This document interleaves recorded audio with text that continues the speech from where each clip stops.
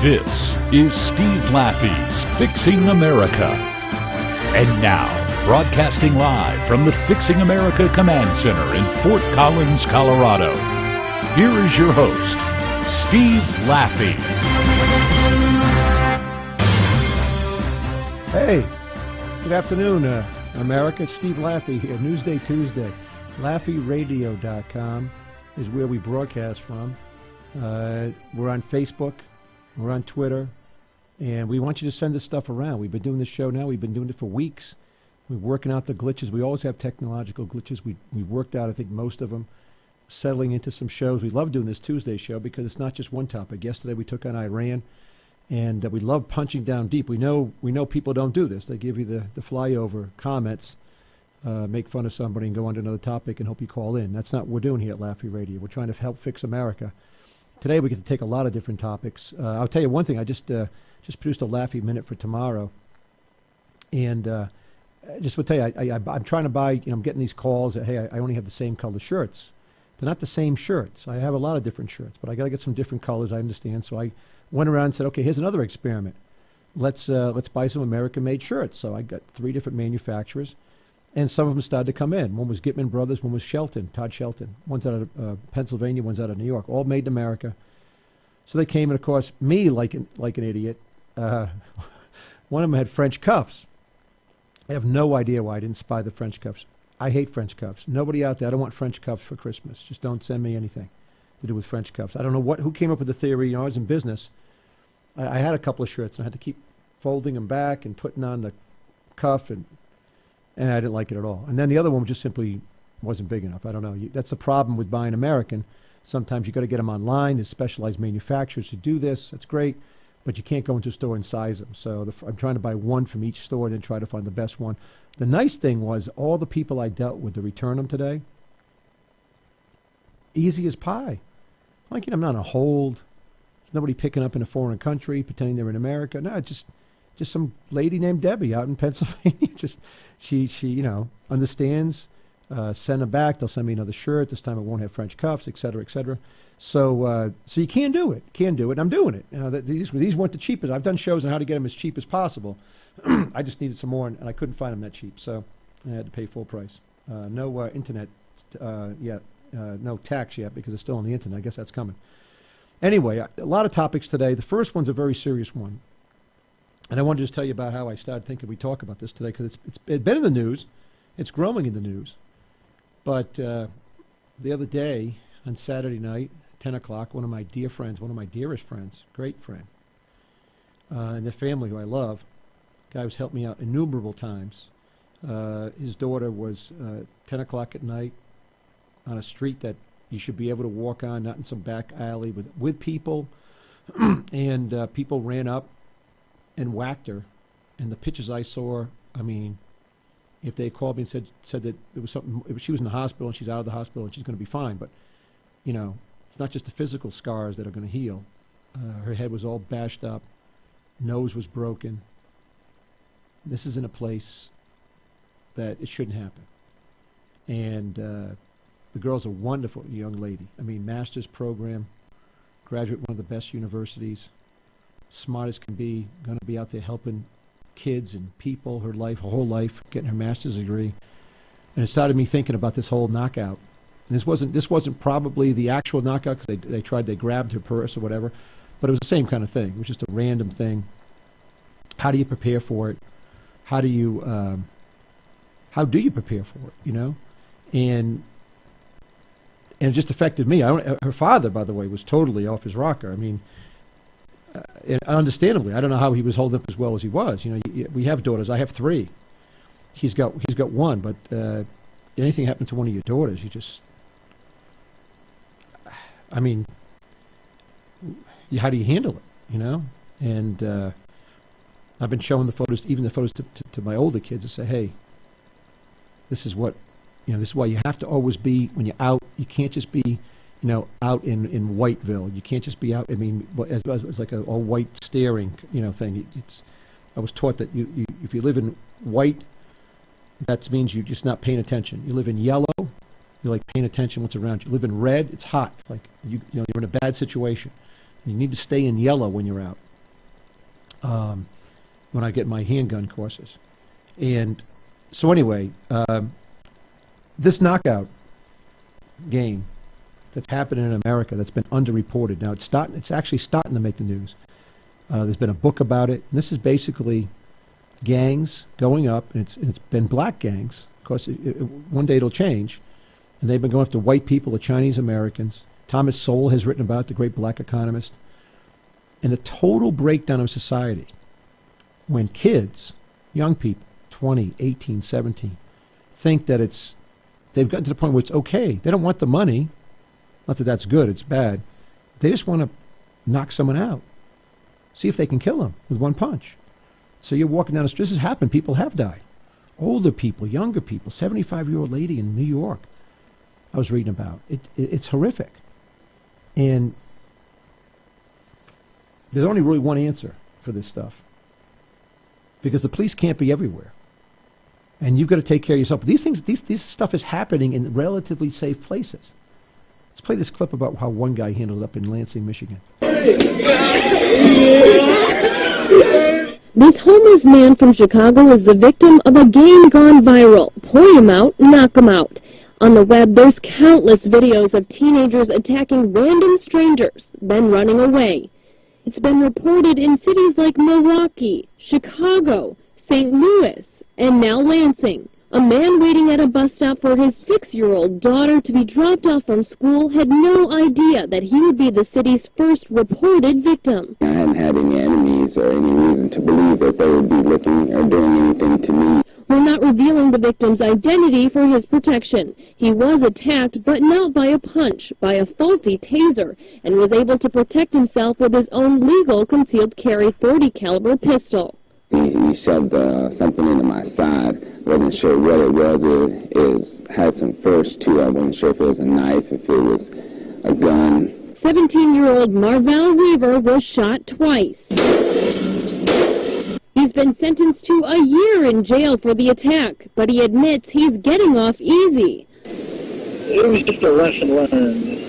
But Weaver says this wasn't the first time he played it. Before he was caught, he and his friends had attacked random people on several occasions. Not many, I'd say overall, like 6 or 7. I mean, you don't try to rob them or anything. That's just the game. According to Weaver, it's not gang-related. Teens are playing it because they're bored, and they've been seeing others doing it and getting away with it on the internet.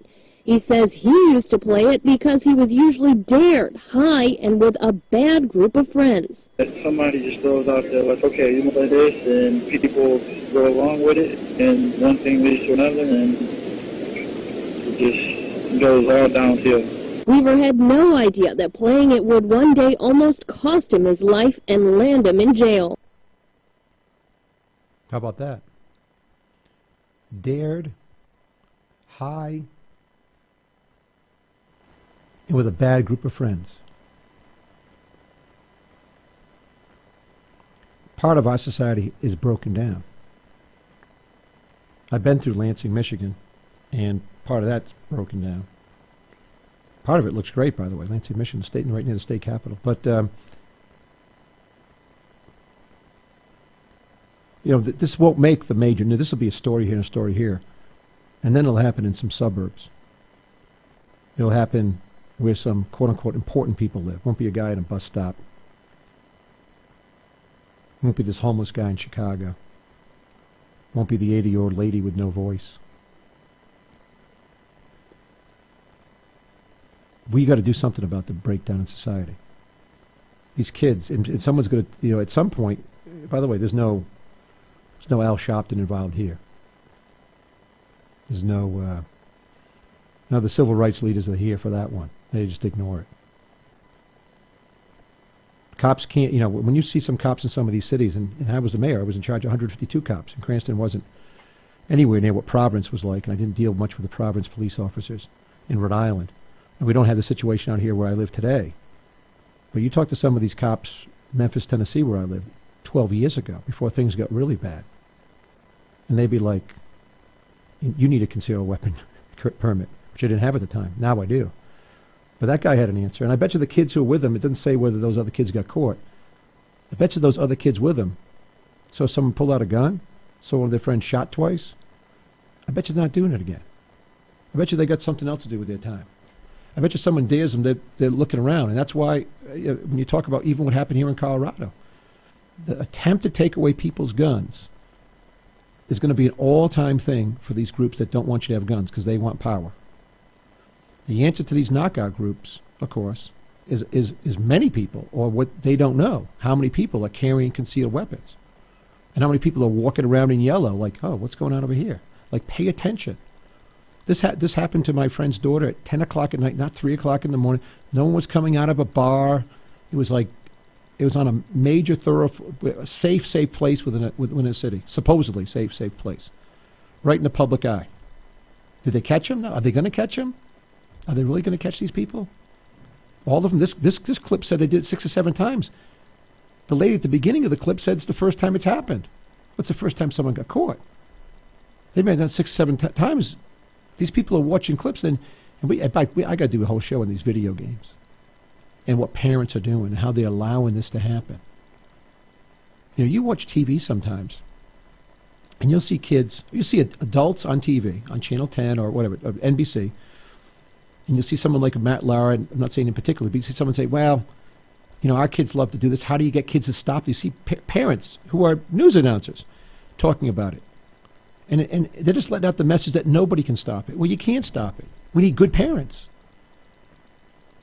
Need good parents. That's what stops it. And that's what we don't have in this country. We got a terrible failure in many parts of the United States of America and a lot of hopelessness. But this knockout game is still sort of under the radar. It's no game. And you're going to watch places where people cannot carry concealed weapons. It's going to happen more. No doubt about it. Anyway, we'll leave this topic. We're going to get a couple seconds before the break. I wanted to get to one other topic. What did I do with it? I don't know where I put it. But anyway, I know it in my heart. It was today's Wall Street Journal. Over in Rhode Island, where I lived for a number of years, I was born and raised and so forth, they decided to put in a new situation for people who are artists. Where people who are artists don't pay taxes. Original artwork sold there's no state sales tax. And our article goes on about what a great idea this is, basically. And I look at it and I say, don't they understand? This happens everywhere. There's some special group that gets away with not having their taxes the same way. And they say, oh, it's going to bring in some business. And then you look around and you say to yourself, what about the other businesses next door? Why did the person selling artwork get a better deal than the guy selling a screwdriver? You know, original screwdriver. I mean, you don't get it. That's what breeds. Of course, some people will move. They'll move into Rhode Island over this. There will be some say, hey, I can sell all my artwork. I'm in the border of Massachusetts. I'll put up with some of the other taxes. Same thing, they do these movie tax credits all over the country. And they last for a little while. Some people make some movies. They don't pay any taxes, and they realize, why don't we just have one low tax for everybody? Why don't we make it the same for everybody? In these areas that have these special taxes, tend to do it just to grab business for the short term because they have no real business plan of how to be successful. That's the case of Rhode Island. Just another story hit the news today. It's one of those things that hits the news, and you sit there going, they just don't get it. One low tax. Incorporate as many things as you can. Don't make the exemptions. Because once you start down the road to the exemptions on these sales taxes, you end up exempting so many people, and then they have lobbying power to keep it that way. And they go to their elected officials. Anyway, Steve Laffey's Fixing America. A lot of things going on this week. It's Newsday Tuesday. We're at LaffeyRadio.com. Follow us on Facebook and tell your friends. We're at Laffey Radio on Facebook and like us on Facebook and follow us on Twitter. I get that confused. We'll take a quick break right here. Be back with some people behaving badly. Stay tuned. Steve Laffey's Fixing America returns after these commercial messages.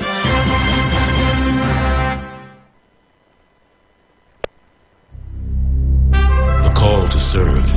It has no sound, yet I have heard it in the whispered retelling of honorable sacrifices made by those who have served before me. The call to serve has no form, yet I have clearly seen it in the eyes of men and women infinitely more courageous and more driven than most. The call to serve has no weight, yet I have held it in my hands. I will commit to carry it close to my heart until my country is safe and the anguish of those less fortunate has been soothed. The call to serve is at once invisible and always present. And for those who choose to answer the call, for their country, for their fellow man, for themselves, it is the most powerful force on earth. America's Navy, a global force for good. There's hundreds of fun and simple things you and your family can do to live a healthier lifestyle. Here's 20 of them. Eat less, eat slower, eat smarter, eat your fruits and veggies. Stop eating before you're full. Up your fiber, lower your calories, get off the bus early, do some gardening, do jumping jacks, take the stairs, take one, not two, take on a new sport, take a long walk home, walk instead of drive, bend, stretch, reach for the stars, climb the monkey bars, skip the fudge bars. Search We Can online to find more ways you and your family can get healthy together. A message from the Ad Council, HHS, and NIH's We Can program. I'll pick you up after school. Okay, I got it. It's easy to take a day for granted. You and your family are connected by routine, and you stick to it. But what if a disaster strikes without warning? What if life as you know it has completely turned on its head? What if your day's routine is disrupted and you can't reach your family? Have you planned for that?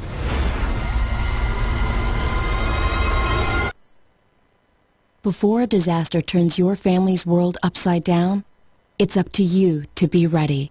Get a kit, make a plan, be informed. Today. Learn how at www.ready.gov. Ready.gov. This message brought to you by the Federal Emergency Management Agency and the Ad Council. And now, back to the Fixing America radio program with your host, Steve Laffey.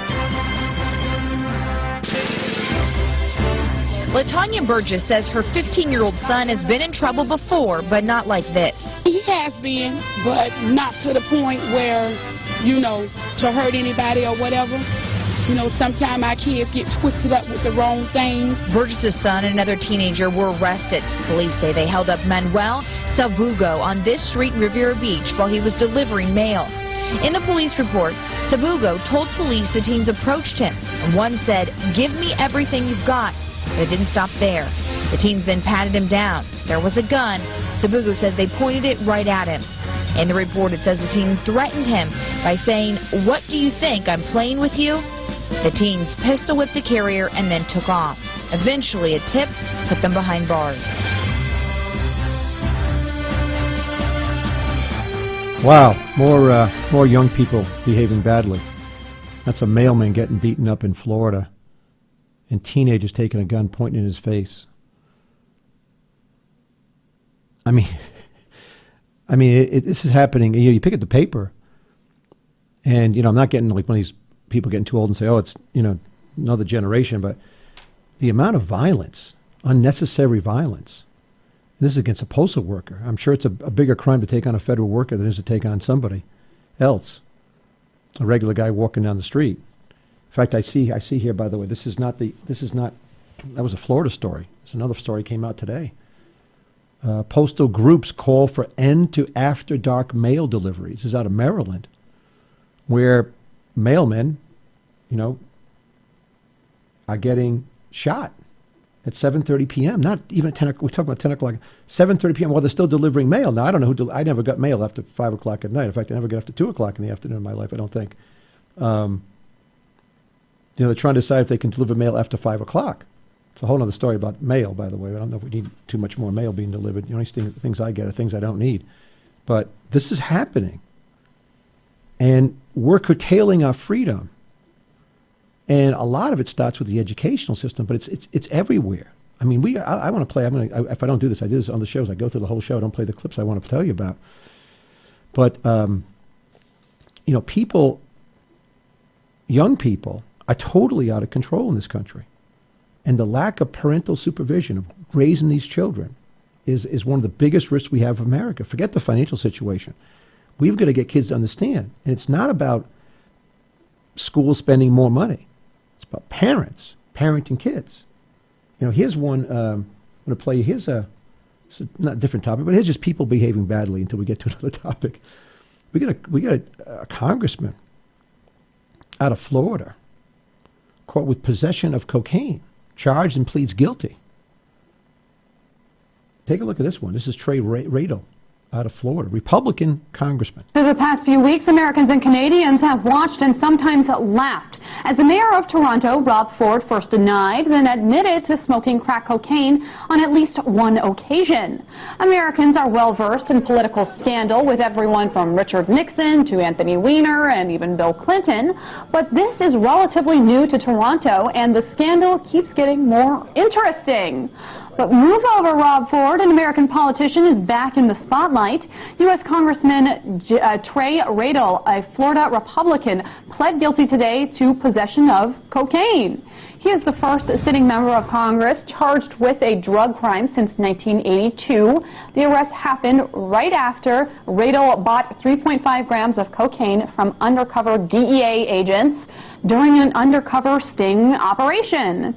The Tea Party congressman was sentenced to 1 year of supervised probation and must pay a $250 fine on the misdemeanor charge.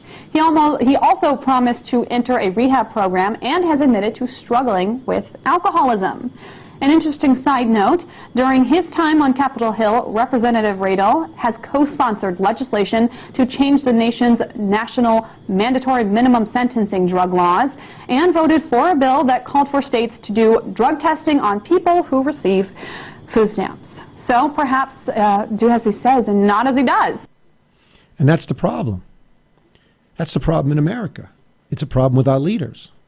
And we are at the point where people say whatever they want. We play clips of the president saying one thing one week the next week. We've done it on the nuclear option in the U.S. Senate, where we could have done a list of more of them, where the majority and minority leaders switch sides 5 years later, not over principle. There's no movement on principle. They just want to win, or they want to stop the other guy. Here's this congressman from a very conservative district, I think, down in southern Florida. Pretty sure southern Florida, who... The one thing he didn't do is he didn't resign. I haven't even heard, and there may be this movement to get him to resign, but I guess he's looking at Rangel, the Democratic congressman, saying, hey, he hadn't resigned. He didn't pay his taxes. He had a house that, he avoided the IRS taxes on. He should be in jail. Hey, I'm not, even though I'm for mandatory sentencing, says Radel, not for me. I'm for it for that guy. I'm for it for those people over there. And by the way, I don't know. I really don't know this. I don't know how much 3.5 grams is. I don't know if it's enough to say you're going to sell it or just possession. I don't even know what a gram is. I don't know if I measure anything in grams. It certainly doesn't sound like it's a pound. So it's so it must be less than a pound. But how is he not resigned? Where's the Republican leadership on this? I mean, this man should resign. By the way, this is not the same situation. But I told one congressman one time is that it'd be better to not be in office. You need to get your act together. And this guy, he just needs to get his act together. I mean, alcoholism, drug use. And by the way, here's the other thing. There's 535 members of Congress, 435 in the House, 100 U.S. senators. The last time one of them was charged was 82. It sounds like someone's pulling some favors for some congressmen. Sounds like as a percentage of the population, they're not doing very well. And yet, since 82, 92, 02, 31 years? 31 years? No congressman been charged? That's amazing. Thanks for the cops who pulled them in. But there's more people behaving badly. I mean, you go on all day about this stuff. Listen to the last, here's a clip from the last football game. Many people watched it. Cowboys crushed the Packers. Packers are pretty much out now, I guess, unless their quarterback comes back. But Brett Favre, Aaron Rodgers, a double-check guy. But anyway, listen to this from the Thanksgiving football game, and listen to the announcer, the way she describes it. Well, the Cowboys got out of Arlington with a win on Thursday, but there's a fan out there who's just happy that he made it home, period. After the Thanksgiving Day game, Carlos Oliveras remembers getting separated from his friends. Then he woke up in a hospital bed. CBS 11's Andrea Lucia live for us at AT&T Stadium in Arlington to walk us through exactly what happened. Andrea? Well, Doug, friends say they found Carlos Olivares beaten unconscious within sight of the stadium. Arlington police say there are sometimes scuffles after a Cowboys game, but they say what happened on Thursday was unusual. It's the first time this year someone had to be hospitalized because a fight got out of hand. And that's it. There's a lot of scuffles, I guess. People, whacking each other, but no one had to go to the hospital yet. That's why this made the news. I mean, it's outrageous. This guy doesn't even know what happened to him. I mean, it could have been another knockout blow, I suppose, or knockout game after the game. Someone just says, let's just whack this guy. But, it's only in the news because it's the first time someone went to the hospital. And our nation is certainly getting more violent. There's no two ways about it. And that's why, again, I go back to this concealed carry. States that have concealed carry and people who have concealed carry rights. That's why gun rights are so important. I didn't grow up like this, but I realize it now that when I'm out, and around here, I say this all the time, where I live, people don't know, even though they've tried to water down the gun rights, and we've thrown a couple people out of office, it looks like, for doing so. A couple of state reps have been removed, and a state senator have been removed from office through being recalled, and good for them, because these people were totally against the people's will, in their own district even. We've got to fight every day for this. So whether it's a mailman getting beaten up, whether it's this guy Trey Radall behaving badly, he's not violent, Cowboy fans getting beaten up. I mean, there's a lot of news coming out where even though they tell you the economy's recovering, it's really not. It's not recovering, and people are suffering. It's a lot of the shows we talk about at length, whether it's China and jobs. A lot of things can be, but people refuse in our government. They refuse to go at the crux of it. They get the crux of what's the crux of the problem? No, we won't do that. We won't talk about families. We'll never talk about parents. We'll never talk about the education system actually doing well. And I don't have time in this section to talk about. Before the show's over, we're going to talk about the lack of education and what's happening in our country and people's reaction to it. But we got a little bit of time here for this next break. I want to tell you, that there are now, I guess, it looks like 10 doctors who are using the opportunity to run for the U.S. Senate or for Congress. And they're going to run basically on Obamacare. But they're doctors, and they think they know better. And I'm not saying they don't, but listen to this clip. Many doctors running for the Senate. Alex, what numbers are we looking at, and who is running, and why so many doctors? Sure. So there are about 10 Republican candidates running for the Senate in races from North Carolina all the way to Oregon. 3 of those are House members. That's Congressman Bill Cassidy, Congressman Phil Gingrey, and Paul Brown. The latter 2 running in Georgia, Cassidy running in Louisiana. And they're all arguing that they're in a unique position to go into Congress and fix the health care law. One came out today. And it'll make your blood boil. But look at, I want to go through the article with you. And I don't do this, I don't get a chance to do this all the time, because I take on one topic. It's called U.S. High School Students Slip in Global Rate Rankings, out of the U.S. News. 15-year-old kids, they gave it to like 6,000 kids across the globe, made no progress on recent international achievement exams, and they fell further in the rankings among countries. So we fell from 25th to 31st in math from 2009, that's 4 years, 20th to 24th in science, and from 11th to 21st in reading, according to the National Center Education Statistics, which gathered and analyzed all the data. They do this every 3 years. And so they have a list of countries that are significantly better than America on these tests. Say Shanghai. They don't say Communist China. They say Shanghai. I don't know what that means. Singapore, Hong Kong, Taiwan, South Korea. Getting the point where they are? Oh, I guess China's too big. They got Mako, China, Japan, Liechtenstein, Switzerland, Netherlands. It goes on. Belgium, Germany, Ireland, Slovenia, Denmark, New Zealand, Czech Republic, France. Way better than average. The average is better than us, obviously. The OECD average out of the UK. UK better than us. So better scores in all these other countries. Less than us. Of course, you got Israel, Greece, so forth. But these are countries we should be ahead of. All of them we should be ahead of. We spend more money than anybody on education. I mean, we're a wealthy country. And so every year it gets worse. But the comments are what you got to look at. You got to look, and the journal goes out and finds, and by the way, you know what the comments are going to be, right? I mean, people are going to come out. Here's, by the way, the Secretary of Education. He calls the results a picture of educational stagnation. and said it was, quote, at odds with our aspiration to the best educated, most competitive workforce in the world. It's at odds? And by the way, there'll be no further comment on his comments. I mean, there'll be an op-ed in tomorrow, someone, there'll be my show, but there'll be no further comments.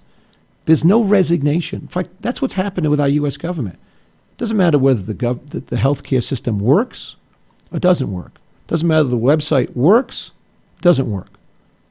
It doesn't matter whether the former governor of Kansas, Sebelius, does a good job or a bad job. She's never getting fired. This guy should be fired today. What's missing from the article, we could look on it all day long. What's missing from the article is Steve Laffey, who taught the top finance course at the University of Rhode Island, who has 6 children, educated them in private schools, Catholic schools, homeschooled, public schools. What's left? Forget that first one we did. But everything he could think of, and changes it around year by year. Steve Laffey says, get more kids out of the public school system. That's the answer. Because they do a terrible job. Not that there are some great teachers. And I had great teachers, but 30 years ago was not today. They don't teach you math. They teach you about math, says Laffey. I want to see the day where they say, well, ask Steve Laffey. He knows. He taught college kids. He's a Bowdoin College graduate. He went through a public school system. He's a Harvard Business School grad. He understands education. He's got 6 kids. I got a kid at Columbia University. I've got a kid who's going to be a high school senior who's going to be a junior in college in January because he skipped a couple of grades. I got another one who skipped probably 3 grades. And believe me, unlike my parents were able to give to me, I'm able to give them a better advantage. I'm sure. But I understand this. But that's what someone should be in the article saying.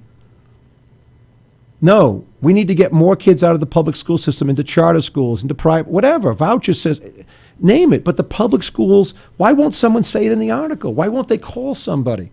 They also always call the head of the union, head of the national union, and there shouldn't be a national union. Shouldn't be a union at the public sector level. I mean, no one's here's another. We got to do a show on that. No one's being oppressed. No one in the we haven't found a teacher yet who hasn't been fed. We haven't found a teacher that has, come down with black lung disease because they're working in an unsafe environment. We don't have teachers like that. So, we've got to get to the point where we get different comments, and it's part of the news sources. But listen to what Dennis Van Rokel says, NEA, nation's largest teacher union. He says the data shows the U.S. has been going down the wrong path, and high-scoring countries don't use the student test scores to pay and fire teachers or to rate and punish schools. When are we firing teachers? There's a whole article about this guy's comments. Anyway, it looks like we got to take a quick break here, and I will. But this is outrageous, how badly we do, and even the comments. And you won't find an article where you won't find one that says, let's get more kids out of the public schools. Let's find a way, because it hasn't worked for our children. Where are the parents? Are they going to read the article and finally start to revolt against this? Anyway, we're going to try to take a quick break here. It's Steve Laffey. Steve Laffey's Fixing America. We'll be right back. Stay tuned. Steve Laffey's Fixing America returns after these commercial messages. Students, when I call the reason for your absences throughout the years, please exit the auditorium without your high school diploma. Too tired? Family trip? Sick day? Starting the holidays early. Starting in the 6th grade, students who miss 18 days or more of school in a year for any reason will fall behind and risk not graduating high school. How many days of school has your child missed this year? Absences add up. Keep track at boostattendance.org. Brought to you by the U.S. Army and the Ad Council. Well, I finally did it. My student loan is totally paid off. What? What about our plan to win the lottery and start living? Travel the world on matching yachts, wear enough jewelry to require a bodyguard, vacation on the French Riviera, and then buy it. You know we're never going to win the lottery, right? When it comes to financial stability, don't get left behind. Get tools and tips for saving at feedthepig.org. This message brought to you by the American Institute of CPAs, the Colorado Society of CPAs, and the Ad Council. Picture this, your next trip, Utah. 5 national parks. First, Zion. You're walking. The ground rises. The ground drops. The ground becomes water. Next, Bryce. You're riding a mule. You're riding a mule under giant orange drip castles. You are not dreaming. You will not forget this. On to Capitol Reef. Take the scenic route. The really scenic route. Take a path you've never taken and see the stars for the first time. Now for Canyonlands. You're riding a bike. You're riding a bike on Mars. Now you're riding the rapids. Class 2, Class 3, Class 4, Classic. Arches, 5:32 a.m. Some things are worth racing the sunrise for. The horizon lightens. You round the corner. Whoa. This is Life Elevated. The Mighty 5. 5 iconic parks, 1 epic experience. Plan your trip at visitutah.com. And now, back to the Fixing America radio program with your host, Steve Laffey. Well, in the wake of Super Typhoon Haiyan hitting the Philippines, desperation has gripped the affected communities. Looting is now adding to their misery. At least 8 people were crushed to death when a rice warehouse was raided by starving looters. In another incident, security forces exchanged fire with armed groups, looting warehouses and shops. Aid from across the globe is making its way to the destroyed areas, but progress has been too slow. At least 10,000 people are feared to have been killed. According to the UN, more than 11 million Filipinos have been struck by the storm, with over 670,000 others going homeless. Wow. It's a tragedy over there in the Philippines. 670,000 people going homeless. And loot is everywhere. And it gets it, you think, you always say this, by the way, it can never happen here. Couldn't happen here. Looters couldn't happen here in Fort Collins, Colorado. They wouldn't happen in my hometown. They wouldn't happen. People would behave, if the tragedy struck. But it's all about leadership. All these things are about leadership. In the Philippines, another article came out. We played that clip, bumper 2 there. We come back so I could talk about this because I talk about it because it's not that far from here. We saw what happened in New Orleans, looting everywhere.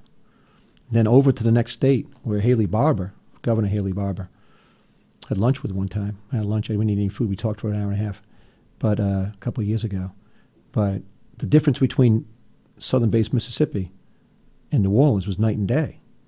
Haley Barbour said, we're going to shoot looters. Got the National Guard out and told them, we're going to shoot looters. And guess what? There weren't any looters. In the Philippines, you've got local leaders overseeing the plunder. I don't want to. This is terrible. I mean, urging shops to donate goods. In other words, they're going to come loot your store. So why don't we just give it away to some people in the town before the looters come in? But the people coming in are probably the looters in the town. It doesn't make any sense. The only people who didn't get looted are people who locked up their stores. But in the Philippines, people are not walking around with concealed weapon permits. So they depend on the police, and there aren't enough police. We know that.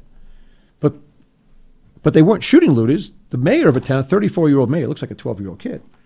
I got a picture of him here. I can't show it to you. But these, they suggested some business. It was almost like, hey, if you don't do this, we're going to loot your store. Here's a guy who owns a 50-year-old owner of a local cable store. He blamed the local mayor and police for the looting and said the only reason his store escaped, it was closed and locked up. The other shops were open, got looted. And here's the thing that's going to happen in going on in the future. The lady says Susan Tanner's late grandfather founded a commercial grocery store. Now any typhoon will be an excuse to loot. And the mayor, named Gonzalez, he said it was the right thing to do. There are hundreds of businesses out there. They asked me to put one policeman at every store. It's impossible. No. I wish I could go there and advise this guy, this mayor. But there's other mayors like this. And they're out there just basically saying it's okay to loot. In fact, they're encouraging people to loot. A large-scale looting started 2 days after the typhoon. This town of 47,000 people. They went to first a Novo department store and took everything. It goes on. I mean, it goes on and on. Grocery store gets looted. But you've got the leader. And now, here's why I bring this up. Not because it's just a random story. I bring it up as I think about it. Because we wonder how far our elected officials are from stuff like this. In cities and towns across America. In Chicago. In Memphis. and the new mayor of New York, how far are they from protecting property rights, from not protecting property rights and saying, well, you know what, someone's going to loot. You know, we're not going to shoot looters. I mean, in national catastrophes like that, you shoot looters. And guess what? Like we told the story earlier in the first story about the knockout. Takes one guy who got tased, recovering, shooting a guy twice, a young kid twice, to protect his life, justifiable shoot, to everybody thinking, I bet you people all around there are thinking, I didn't know anybody had a gun. And everybody could defend themselves. But how far are we from the Philippines? In some of our cities, not everywhere, but in some of our places, where the elected officials wouldn't defend the townspeople. You don't need to have a cop in every store. You need to have cops and let the word go out and back it up. No different in our foreign policy. And we don't have that. We're going to have it in many cities. And when these tragedies come, you'll see, like in New Orleans, you'll see this will be a disaster. Well, anyway, we're going to take one more break. We'll be right back. It's Steve Laffey. Steve Laffey's Fixing America. You can always find us at Laffey Radio.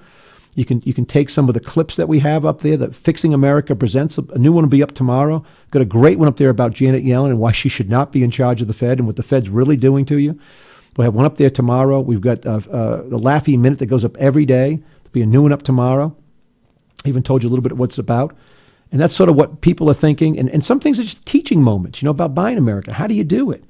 Not always being successful. Anyway, follow us on Facebook. There's thousands of people doing it. I'm very heartened by the whole thing. We're improving what we're doing here, and we got to get out to more people. We got to find solutions to these big problems. Anyway, Steve Laffey will be right back. Stay tuned. Steve Laffey's Fixing America returns after these commercial messages. Every day, I wake up at 5 a.m. to give Dad his medicine. Every day, I wake up at 5 a.m. to give Dad his medicine. At 6 a.m., I make his breakfast. Every day, I wake up at 5 a.m. to give Dad his medicine. At 6 a.m., I make his breakfast. At 7 a.m., I shower. Every day, I wake up at 5 a.m. to give Dad his medicine. At 6 a.m., I make his breakfast. At 7 a.m., I shower. I start laundry at 8. At 10, we go for a walk.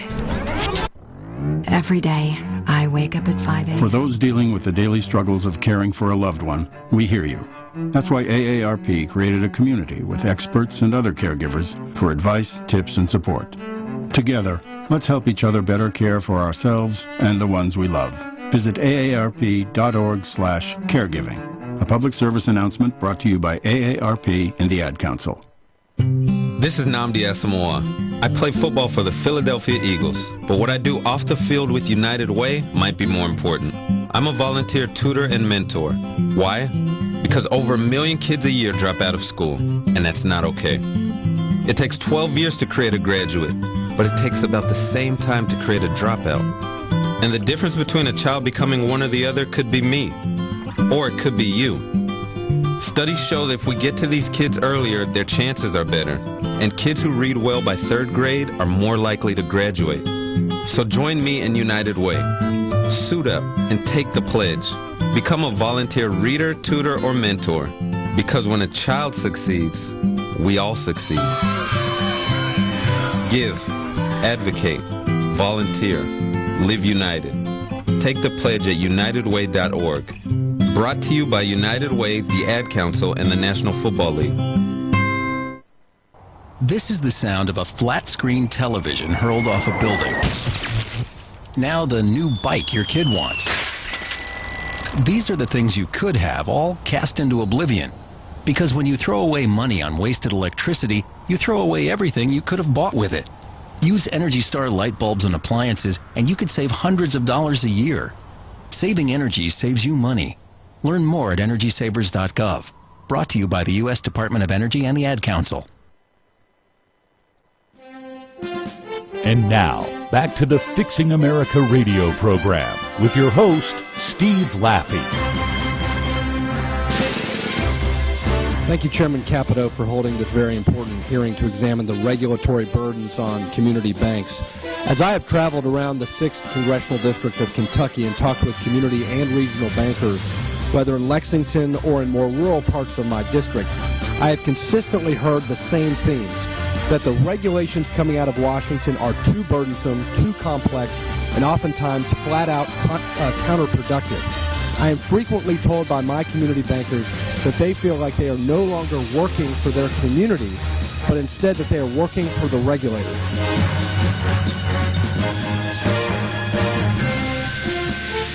And they are. Steve Laffey back for the last segment, Newsday Tuesday. Steve Laffey's Fixing America on LaffeyRadio.com. And never forget, if someone hasn't heard the show and you got a friend, you can send it to them. We'll have this thing up in the sky, up in the cloud, whatever they call it, soon after the show. And there's a lot of other stuff you can send to them, too. But we've only got a couple minutes left here. We've got to get to a lot of topics. But, yes, that's a big story. And that was a congressman out of Kentucky. I think it's Andy Barr, just yesterday. Day before, not day before, but the last week, talking about regulation killing small banks. What really doesn't come out, and there's a giant article also in the paper today about it, about U.S. banks sink to a record low amount. Back when I was in the business and we sold our investment bank to a bank, I think there were 10, 12,000 banks. We're now down to 6,000 and change. That's because big banks want to take the small banks out of business. That's because Dodd-Frank, the giant regulation that still no one can read and no one can understand, and it leaves us wiggle room so that effectively the U.S. government can put banks out of business if they don't toe the line. It's an absolute disaster response to the financial crisis caused mostly by the Fed and by people who should be in jail, people who are involved in these fraudulent loans. And yet, what's happening is the guys who make the decent loans, for the most part, the ones who know their clients, the ones that, when you go to a big bank, you're in a box. They just put up in a score. It's like applying to, University of Colorado. They got the SAT scores, they get your grade point average, and they, we'll accept this guy. There's 30,000 people going. You're a number. The best loans are made when people have their own money on the line, who own the bank, who will go down themselves. And they loan it to people that they know and have a track record of success. That's why there is not a huge economy of scale. How do we know, by the way? There's no great economy of scale when banks get past a certain size. How do we know?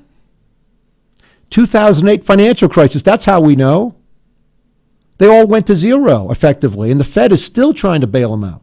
It's still that most of these big banks, giant banks, even though they do these stress tests, are still actuarially, if they were marking to market, not marking to call. You might remember in March of 2009, they changed that rule. That's where the market started to rally, from 666 on the S&P to where it is today. Terrible ruling, but they had to do something because they couldn't figure out how to make the stocks go up. But that's what's going on. So you go into what people think about this. They think it's great. Here's a guy, David Kemper. He's a chief executive of Commerce Bank. He's a regional bank. 7,000 banks is still an awful lot of banks, he says, particularly where brick and mortar branches are becoming less profitable. Well, one of the reasons they're unprofitable, Mr. Kemper, is all the regulation. It affects J.P. Morgan a lot less than it does a bank with $100 million of assets, your local bank that you want to go see. By the way, they talk about this. It's kind of funny. They talk about the first federally chartered bank in 3 years. It's called Bank of Bird in Hand. I'm reading the article. I'm like, what's Bird in Hand? It's an Amish bank. They raised like $17 million. They got a place where the horse and buggy can go through and get the deposit, I guess, because they don't drive cars. It's absolutely hilarious. But the people put their money in. But they'd spent $800,000 getting ready to get the bank going. Piles and piles of documents that had to be done. This is why. It's a really laid out plan by the biggest lobbyists, J.P. Morgan, Citibank, etc., the top 6 banks who have 67% of your money, of the assets of America in their banks, totally unstable. How do we know? How do we know again?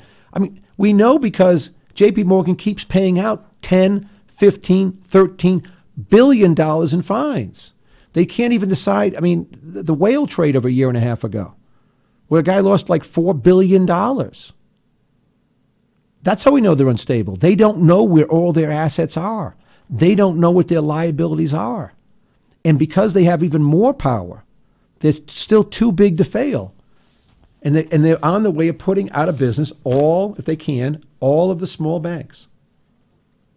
It's a total disaster. And we've got to stop it. We've got to break up the big banks. I mean, and so, oh, Steve, you're a conservative. Whatever. What works? What works is having banks of a certain size that we can manage. That's what works. What hasn't worked is having ginormous banks who influence the government and influence the people around them and drive small banks out of business. Because small banks are the ones who make these startup loans. Because they know somebody. Big banks don't do stuff like this. It's harder to get big banks to do stuff like this. Anyway, we got only a couple more topics we want to cover, but that's one that's very important. We have to do a whole show on that at one point. By the way, we can't get off the show without talking about our friends down in Venezuela. I mean, last night the power went out in nearly the whole country. So think about it. Now, by the way, it's because President Maduro, and we've talked about this, we can only hope and pray. I have no influence down there. And it seems as though our foreign policy is like, leave Venezuela alone. Why would we talk about Venezuela? Why would we talk about people who are out to get us? Why would we talk about what's going on in China? Why? Yeah, exactly. Let's John Kerry, of course, we spoke about this this week. You know, John Kerry just, you know, and the State Department and the Vice President Biden's in China, the President of the United States, just give away the store on where the Chinese jets are going to fly, and it's undercut one of our great allies in Japan. Yeah, okay, but let's not talk about Venezuela. In Venezuela, Chavez is dead. Nicolas Maduro's in charge. He went on radio and TV and definitely had some different decrees. While he was speaking, the power went out. But some of his decrees have to do with simply with he's going to decree that car prices stay low. He's talking at the specularization of the bourgeoisie. I mean, it'd be funny if people weren't suffering so much. He wants to lower the prices of cars, even though he's running a 50+ inflation rate every year now. So here's some of the things that he's ordered in Venezuela, and hopefully someone will wake up in the U.S. government and realize that we've got to do all we can to help promote freedom. Venezuela could be a natural ally of ours. The law decrees lower prices for used cars and new cars. Government's going to set prices for new cars. Manufacturers must inform of weekly car production. Prices for used cars can't exceed prices for new cars. I don't think they usually do. Anyway, unless you have like I mean, this is insanity. They talk about a planned economy. Unless you have a used Volvo or a used Mercedes, that's better than the brand new Ford. They must save more, he says. You must consume less. And the power goes out, and what do? They blame, basically, outsiders who have sabotaged. And there's no evidence of any sabotage. They simply don't have the money for the infrastructure. They've wasted it. Their oil companies stay alive because they have a different setting. But they go on and talk about how strange it is and suggest sabotage was responsible. We can only hope that I come in Monday, we talk about Venezuela, and that hopefully that there's some giant turn of elections, even though we know they'll be fraudulent. But here's Venezuela in the dock, so you all can hear what happened yesterday to this country that's totally out of control and has a dictator now in power. Multiple cities, including the capital, Caracas. The blackout comes just 6 days ahead of contentious municipal elections across the country. Folks on Instagram are documenting what Caracas looks like without light. How do you document what it looks like without light? I don't know, but that's the situation in Venezuela. We've got one more thing I want to put up here for you, and it's just basically we'll finish with this. This is Obamacare, the new website, and security. There's a guy named David Kennedy who does this for a living. He cracks for companies. He professionally cracks into websites and see how they're doing. Take a look at this. This is from yesterday. We started looking at the website when we noticed a lot of the performance issues that were happening on the site, and basically started just poking and prodding a little bit, looking at the security, and we found out that it was pretty bad all around. And there's some things that we couldn't even disclose there because they were so critical in nature to public information. That we weren't even able to show at the When you say hearing. bad, I mean, what can you get at? What type of information could you get at as easily as you suggest you can? Well, everything from hacking somebody's computer, so when you visit the website, it actually tries to hack your computer back, all the way to being able to extract email addresses, usernames, first name, last name, locations. All of those different things are available now on the website. So you're going to be able to go and hack into some of people's computers. And by the way, people are going to do this. By the way, the article that I read about this too, do you think the federal government has done security checks on everybody working on the website? Really? I don't think so. I don't think they've done security checks. I think you probably have some people who are working at healthcare.gov, handling phone calls for people, who are making 2 copies, literally 2 copies of the information. One for themselves, thank you for your social security number, thank you for the, your email address, whatever it is, right? Thank you for your age, so forth. Where do you bank, by the way? Can you see this happening? So there's basically no security. So what is the government going to do? Because that's the stuff you got to put in at the beginning. It's hard to put it in now. What are they going to do when people don't sign up and say, I didn't sign up because it's not safe for my family? What are they really going to do? I don't know. You can see over the next month. And by the way, to finish the show, I guess, over the next month, what's going to happen? They've got to get by like December 13th to Congress. They've got to get some agreement on what they're going to cut for the budget problems that are going to be coming up. Anyway, Steve Laffey here at Friday night. You've been listening to Steve Laffey's Fixing America radio program on the Laffey Radio Network. Fixing America is broadcast Monday through Friday afternoons at 3 p.m. right here at www.laffeyradio.com. Any rebroadcast, retransmission, or account of this broadcast without the express written consent of Laffey Network, LLC is prohibited.